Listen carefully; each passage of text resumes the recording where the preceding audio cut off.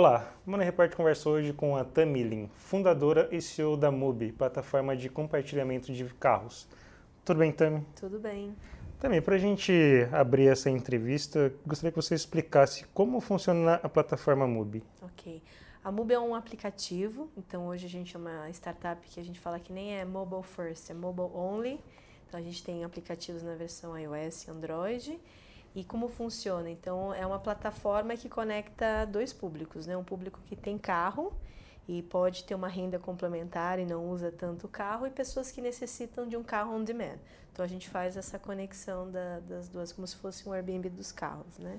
Então funciona da maneira que a pessoa baixa o aplicativo e cadastra o carro, no caso de quem tem um carro. O processo é muito simples através do aplicativo, é feita a seleção do modelo, fotos, uma recomendação de preço que nós fazemos baseado na FIP. E no lado do usuário é feito um cadastro base e depois a CNH.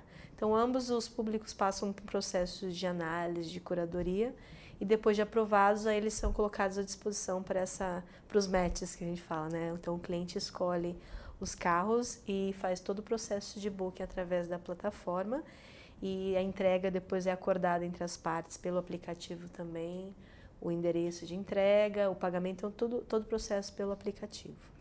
No caso de quem tem o carro e quer colocar o veículo à disposição, quais são os requisitos? Qual é a filtragem que vocês fazem?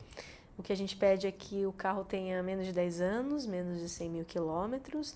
A pessoa que cadastra o carro na plataforma, seja o proprietário ou a proprietária, ou parente de primeiro grau, senão a pessoa vai precisar autorizar.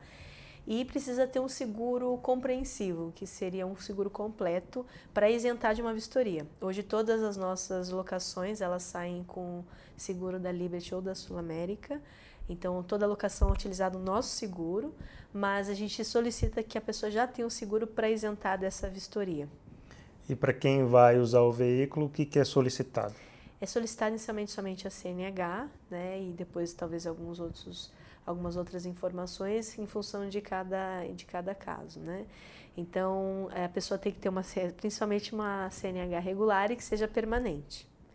E o pagamento é feito via cartão de crédito, então é necessário ter o cartão de crédito como meio de pagamento. Quantos usuários a plataforma tem cadastrados e também quantos veículos estão disponíveis hoje? Hoje já nós temos mais de 300 mil, já passamos agora de 320 mil usuários cadastrados. A gente está completando 2 anos de operações, então, e abrimos todo o Brasil há um mês.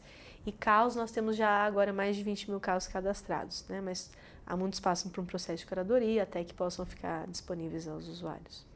Qual é o perfil de quem tem usado a plataforma? Quem cadastra um carro tem uma idade média de 35 a 45, tem muitos casados com filhos, né? E varia muito, tem pessoas desde que precisam muito do carro, mas aderem pela causa, né? A gente tem, por exemplo, um professor de pós-doutorado da GV, que tem uma tese de economia compartilhada e aluga eventualmente. E você tem pessoas que já estão também mais jovens, que já não usam tanto carro, vão trabalhar de transporte público e já alugam muito. E outros que até transformaram a Mubi como um negócio, alguns completando já mais de R$1.000 por mês, né, em renda. Dentro disso, queria que você reforçasse isso. Quanto tem de retorno uma pessoa que coloca o carro à disposição? Claro. Sempre vai depender da disponibilidade da pessoa, o número de diárias, né? Nosso modelo funciona no mínimo uma diária. Então isso é importante porque aí vale a pena para o proprietário, né? E o ticket médio é de 2 a 3 diárias. Então, geralmente as pessoas alugam mais, 70% das locações são para finais de semana. Então, em uma locação, o proprietário pode tirar no final de semana ali entre 150, R$200. E ao mês, se alugar 3 finais de semana, já consegue tirar em torno de R$800, e tem proprietários que tiram mais de 1.000, porque conseguem alugar mais do que 5 diárias ao mês, né? Então, então vemos assim, se você hoje, se a gente pensar numa renda fixa, né, uma poupança, para você ter um rendimento de 150, R$200, você teria que ter mais de 30 mil de investimento, e isso é o que você consegue tirar às vezes em 2 diárias, alugando o seu carro para alguém, né, quando você não usa. E quem faz o aluguel desses carros tem usado para qual finalidade? Então, no geral, um público entre 25 e 35, né, um pessoal que já é mais early adopters, E o uso é principalmente para viagens. Viagens para família, visitar a família, viagens para praia, viagens, às vezes até a negócio. Não é autorizado o uso da plataforma para trabalhar em aplicativos, mas às vezes as pessoas têm uma reunião, né, de trabalho em Santos, então ela precisa do carro para o dia todo. A gente tem esse tipo de uso também. Pessoas que chegam de outros estados, precisam ficar com o carro durante a semana em São Paulo e alugam um carro aí durante a semana. Então, tem um pouco desse uso, mas principalmente para viagens, a lazer. Qual que é o custo médio da diária? Em torno, com seguro e tudo, sai em torno de R$120. Mas tem carros até bem mais baratos, a partir de, com o seguro completo, a partir de R$70, R$80. Você falou do seguro, uma questão sensível sobre segurança e também quando ocorre algum problema. Que garantias a plataforma oferece, a empresa oferece para ambas as partes? Claro. O nosso processo de análise de cliente ele é muito rigoroso, né? Hoje a gente analisa mais de 50 variáveis e o nosso processo ele é muito mais rigoroso do que uma locadora para aprovação, para fazer parte, até porque a gente tem esse desequilíbrio hoje entre a demanda e a oferta. Então, a gente acaba tendo restrições, um critério mais rigoroso do lado dos usuários, né? O que nós temos, né, além do seguro, né, que tem uma franquia, e tanto o serviço de 24 horas, assistência 24 horas, de guincho, o que for necessário, né, a gente vai ter todo esse apoio das duas seguradoras parceiras, como a cobertura roubo, furto e colisão parcial, no caso, o uso da franquia. Então, a franquia, ela protege isso. O gasto máximo que o cliente vai ter vai ser o valor da franquia do carro e que a gente conseguiu ter temos preços bem competitivos. Carros populares chegam a ter franquias ali de R$1.500, R$1.800. Quando o dano, às vezes, é menor, um pequeno arranhão, algo assim, é feito 3 orçamentos e a gente intermedia. E, além disso, o processo de multa, o cliente é o responsável tanto pelos valores como pelos pontos. E nós já temos todo um processo já estruturado, inclusive com despachantes parceiros no Brasil todo. Falando agora especificamente da plataforma, do desenvolvimento da plataforma, como surgiu a ideia? Teve alguma situação específica? Sim. Até antes eu era executiva, né? Eu era diretora na Smiles, fui de consultoria estratégica, BCG, muitos anos, e eu optei por empreender em algum momento e hoje muito realizada. E nessa reflexão, nessa transição, eu fui estudar alguns modelos fora do país, então me identifiquei nos Estados Unidos e na Europa. Então hoje já existem 2 grandes players, um na Europa e um nos Estados Unidos. E eu me inspirei muito em estudar o sistema de car sharing, porque eu tenho um propósito bastante conectado à mobilidade, tanto que o meu primeiro emprego foi na Secretaria de Transportes do Estado de São Paulo. E aí, quando eu fui estudar o car sharing, ficou muito óbvio que o car sharing peer-to-peer, que é o modelo que a gente atua, que é o modelo asset light, que alguém coloca o carro à disposição, não é uma frota própria nossa. É um modelo que faria todo sentido, dado que nós temos mais de 50 milhões de carros particulares no Brasil que são subutilizados, né, que ficam mais de 90% do tempo parados em algum lugar. Então, para a gente fez todo sentido, porque tem impacto ambiental, impacto, né, na sustentabilidade, além da possibilidade de geração de renda, impacto social gerando renda às pessoas, né? Então, foi um modelo que a gente escolheu pensando muito nessa questão conexão com propósito, além de ser uma solução em mobilidade, né? Então, a gente investe muito em tecnologia para ter uma super experiência no aplicativo. Existem outros modelos, né, de car sharing, que alguns com frota própria. Então, foram opções, então essa foi a nossa escolha. Foi olhar tendências no mundo. Car sharing é uma grande tendência em mobilidade no mundo. E o peer-to-peer foi porque conectou algumas das grandes tendências, né? Que é de sharing economy, né? Então, economia compartilhada, uma tendência de toda a parte que a gente viu de tecnologia, de mobilidade, né? Então, a gente queria a Mubi é uma startup de tecnologia em mobilidade, então nós temos, inclusive, hoje uma patente de um sistema de abertura e fechamento remoto de carros, que a gente pilota hoje na Toyota, né? Então, a gente faz a abertura e fechamento dos carros através do nosso aplicativo, para colaboradores deles na fábrica, né, de São Bernardo e do Banco Toyota. Então, a gente tem toda essa questão de conectar, e a outra, obviamente, é a tendência de smart cities, de mobilidade, que a gente entra nesse cenário com uma alternativa adicional. O nosso uso é mais para viagem, então as pessoas utilizam as alternativas existentes hoje de bicicletas, né, aplicativos com motoristas, que são usos mais por minutos de distâncias curtas, e utilizam a Mubi para viajar. Então, a gente realmente, esses modelos, inclusive, são viabilizadores para o nosso, né? À medida que você tem todo um processo de educação da população para uso de um aplicativo, de colocar um cartão de crédito no aplicativo, né, de utilizar o aplicativo para todo o procedimento. E hoje, inclusive, todo o contrato de locação de cada check-in, check-out é feito através do nosso aplicativo, o cliente assina com o dedo. Então, é muito bom ver que a gente entra num contexto que o Brasil, eu acredito ser um grande polo de inovação e mobilidade, pelos desafios de infraestrutura e acho que pelo perfil do brasileiro de inovação e adoção também.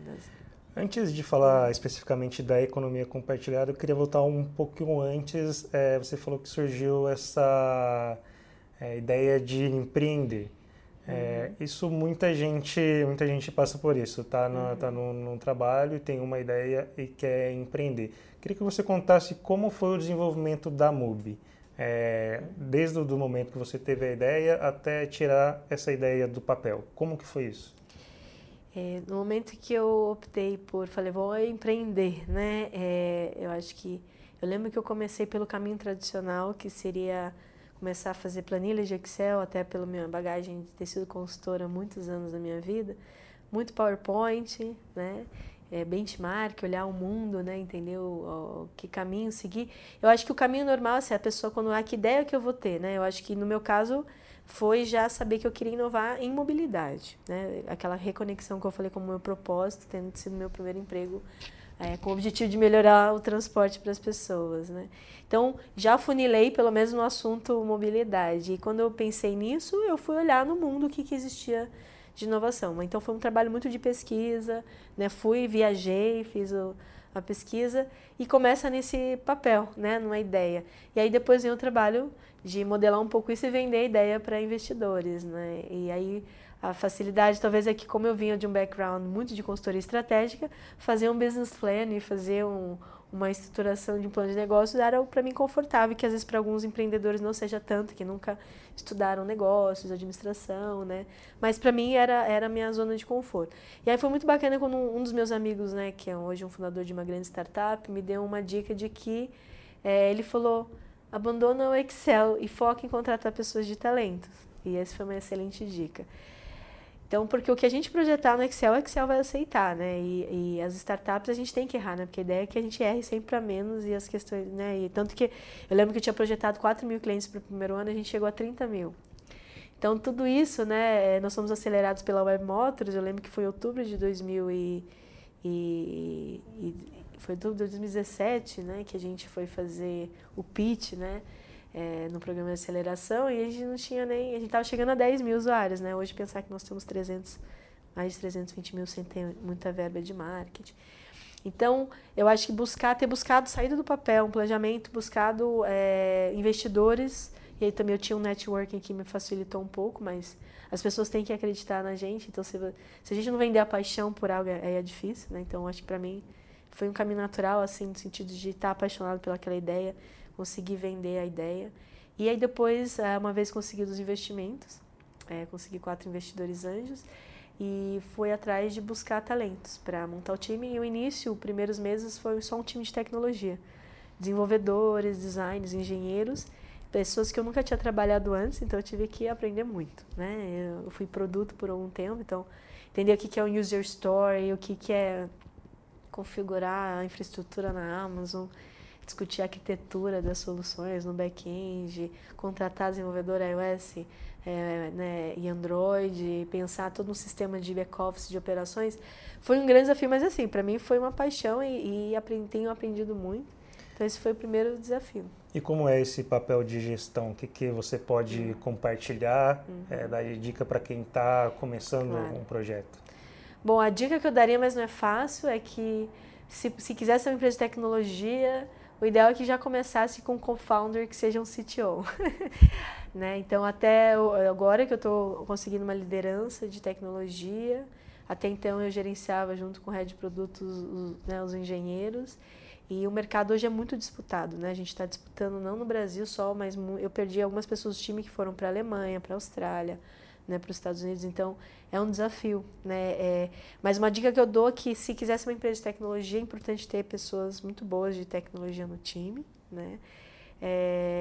Porque daí eu acho que começa um DNA de realmente você ser uma empresa de tecnologia com uma capacidade de entender e ser customer-centric, né? Então, como que você entende o que o cliente quer rapidamente e se torna ágil, que é o que a gente ouve falar muito dos métodos ágeis, né? De MVP, tudo isso é verdade, né? Porque nas grandes empresas a gente tem rotinas mais de ciclos de 6 meses, o mais rápido que você consegue é 3 meses lançar uma nova versão de aplicativo, uma nova versão de qualquer coisa. Então, esse é o desafio que as grandes empresas estão buscando ser mais ágeis, e as startups já precisam nascer assim, né? A gente já tem que nascer com ciclos muito rápidos via Kanban ou no máximo via sprints de 15 dias, né? Que você tem que ter alguma melhoria para o usuário final.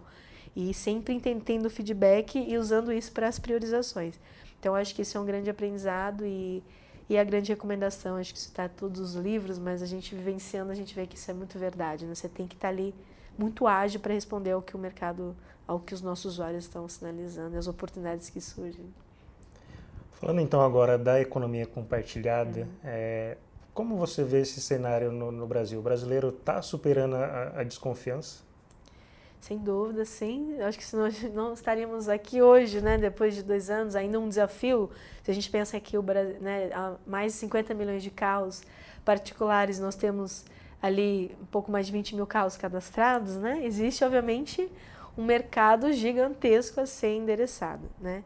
É óbvio que as geração X, né, e as anteriores, elas têm um desafio cultural maior, o que a gente sempre ouve falar, um apego ao carro, mas o que a gente tem observado é que é uma questão de racionalidade. Então, todo mundo tem um zelo pelo carro, todo mundo trabalhou duro para comprar um carro, né? Então, não é algo que caiu, né? Então, as pessoas entendem esse valor e todo mundo quer cuidar, que exista um respeito no uso de um ativo que é seu. Mas eu acho que tem uma diferença que é a questão da racionalidade. Né, o carro ali parado, 90% do tempo, né, ele é só custo, todo mundo sabe disso. Tanto que muitos começam a vender os carros para quando não usam. Mas algumas pessoas querem manter por conveniência, né, ou as pessoas, como eu disse, hoje eu tenho pessoas que viram o benefício, principalmente dependendo do carro, quando ele já começa a ter, já não deprecia tanto, você chega num ponto ótimo que você vai ganhar muito mais dinheiro alugando o seu carro do que se você investisse numa renda fixa ou numa poupança. Então, o carro, ele, além do car sharing oferecer a possibilidade de cobrir os custos fixos, de seguro, de estacionamento, PVA, etc., ele permite uma renda complementar. Então, é uma questão realmente de racionalidade, né? Acho que todo mundo está buscando maneiras mais inteligentes, né? De ter uma vida, né, mais equilibrada financeira, não ter que se matar de trabalhar para pagar as contas. E eu acredito que a gente traga essa opção adicional de uma renda extra com um uso mais racional do carro. Então, essa relação do brasileiro com o carro, na sua avaliação, isso está mudando? Está mudando muito por esse crescimento, inclusive, de um público que vocês têm aqui, né, de uma educação financeira. Eu acho que as pessoas estão aprendendo a fazer mais conta, a equilibrar mais as finanças, né? E tudo isso significa ver entrada, receitas e custos. E aí as pessoas veem que o carro não fecha a conta, o carro só entra na linha da despesa. Então começa a fazer sentido. Ou quem não usa o carro vende o carro, ou quem tem e quer usar às vezes consegue ter uma fonte de receita e você começa a ter um equilíbrio, uma ajuda no equilíbrio das finanças pessoais. Então, a gente viu isso, esse aumento de um público que busca, que vem muito desse público que busca educação financeira, vem para a MUBI muito para, pelo menos, fechar os custos fixos que tem ao longo do ano. Também, você que está nesse cenário de tecnologia, tem que lidar com a inovação todos os dias, queria que você falasse sobre esse cenário. As boas ideias estão sendo aproveitadas? Qual é a sua avaliação? É muito amplo, né? No sentido, sim, de pensar em setores, sei lá, educação. Eu acho que o Brasil, eu tive a oportunidade de visitar 2 ecossistemas. Eu trabalhei no Google em Mountain View, no Summer do meu MBA. Então, lá eu tive a possibilidade de ter acesso ao Vale do Silício e morar lá por 2 meses. Mas recentemente eu visitei os países nórdicos e visitei Israel, né? Como um benchmark dessas ideias de inovação. Eu acredito que o Brasil, o São Paulo, eu tenho o privilégio de estar num momento que já está bem alavancado, né, com o ecossistema bem fortalecido. E quando a gente fala ecossistema, você tem iniciativas que o governo, né, obviamente o governo tem muita burocracia, mas você tem órgãos que tentam ajudar e fomentar, você tem toda a parte de multinacionais e grandes empresas que também com iniciativas, os empreendedores, né, que vem muito, que é o que puxa muito isso, a gente começa a ter uma camada mais preparada de pessoas que saem no mercado com uma bagagem de 10, 20 anos antes de empreender, né, diferente daquela visão que a gente tinha do empreendedor recém-formado, com pouca experiência, né? Você tem financiamento, então você tem praticamente acesso a todos os grandes fundos de investimento, né? Recentemente, o próprio anúncio da SoftBank, né? De 5 bi aqui para a América Latina. Então, tudo isso é um amadurecimento e, além disso, a academia, né? A academia ajudando, seja com a parte de pesquisa e, né, de pesquisa e desenvolvimento, com uma mão de obra de empreendedorismo. Então, você começa a ter esses elementos que é o que fortalece um ecossistema de inovação. E São Paulo, né, depois de visitar alguns ecossistemas, eu vejo que a gente está até à frente de alguns. É muito bacana, né, a gente ver isso, que você já tem uma camada dos primeiros, agora os unicórnios. E eu recebi muito e recebo muita ajuda de outros empreendedores que começaram antes de mim, né, e já estão em outras etapas. Então essa troca é muito rica e é um momento que a gente tem muito acesso, né? Então é um privilégio poder participar desse desenvolvimento no Brasil, da inovação. Eu não tenho tanta visão, talvez, de algumas outras cidades do Brasil, mas a minha leitura é que existe oportunidade também, né, cada vez mais em outras capitais, principalmente, obviamente, no interior, talvez não tanto. Então, acho que assim, quando você pergunta se está sendo aproveitado, eu acho que sim, tanto que senão esse ecossistema não tinha evoluído tanto.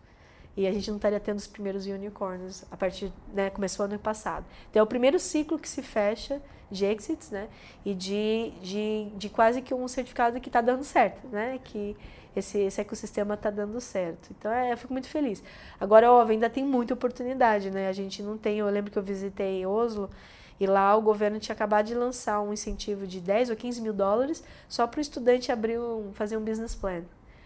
Então a gente, se for pensar, ainda tem muito ainda a estimular. Então, para a gente finalizar, o que na sua avaliação precisa ser feito para a gente ter um ciclo consistente de muitos anos de estímulo à inovação? O que eu vejo hoje é uma questão de mão de obra, né? Então a gente precisa, você vê uma mão de obra de engenheiros, de software, de designers, de todo esse mundo de tecnologia hoje. É um momento que a gente tem uma demanda maior que oferta, né? E isso me surpreende. Outro dia eu fui para Seattle e eu vi que um produto da Amazon tem, por exemplo, 5 mil desenvolvedores. Então imagina uma disputa, né? Eu brinco às vezes, quem sabe vai ser a próxima guerra, né? Não é água, é por desenvolvedores, né? Porque tem mas o ciclo, aí o pronto quando que você forma uma nova camada de mão de obra no mercado? Talvez seja um ciclo de 2 a 4 anos, né? Então tem que vir esse estímulo muito da educação para que, né, as crianças e os jovens vejam que mais um caminho de carreira, além, né, de ser médico, né, advogado, o caminho de trabalhar no mundo de tecnologia seja um caminho natural e que tenha um grande fluxo de pessoas, porque através da tecnologia a gente não tem como ir contra a tendência global, né? Tem que ser uma tecnologia humanizada também, obviamente, mas a escalabilidade, muitas das soluções, elas vêm através de uma disruptura tecnológica. E o Brasil, então, precisa participar dessa onda e a gente precisa de mão de obra para tal. Também, muito obrigado. Obrigado por nos atender, esclarecer nossas dúvidas. Eu que agradeço. O Money Report conversou hoje com a Tami Lin, fundadora e CEO da MUBI. Obrigado pela atenção e até a próxima.